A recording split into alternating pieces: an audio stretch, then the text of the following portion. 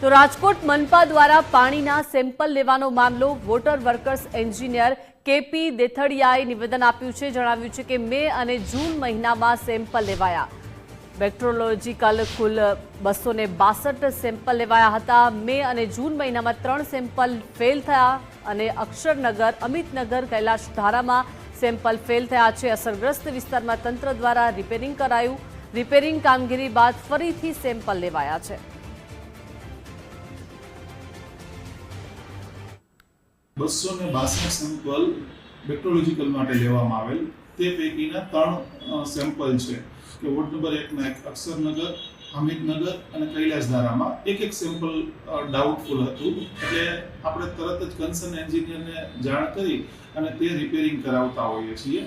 Plus બેક્ટેરિયોલોજીકલ sample ત્યારબાદ પણ લેવામાં આવે અને એ સેમ્પલ ફિટ આવી ગયેલ છે. એટલે જે રિપોર્ટ છે એ અત્યારે ઓકે છે.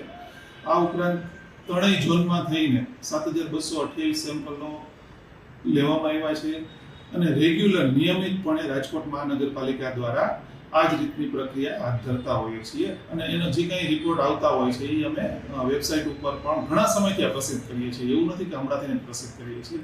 તમે જોઈ શકો છો રાજકોટ આરએમસીની વેબસાઇટ ઉપર ઘણા સમયથી આ પ્રકારના રિપોર્ટ અમે પ્રસિદ્ધ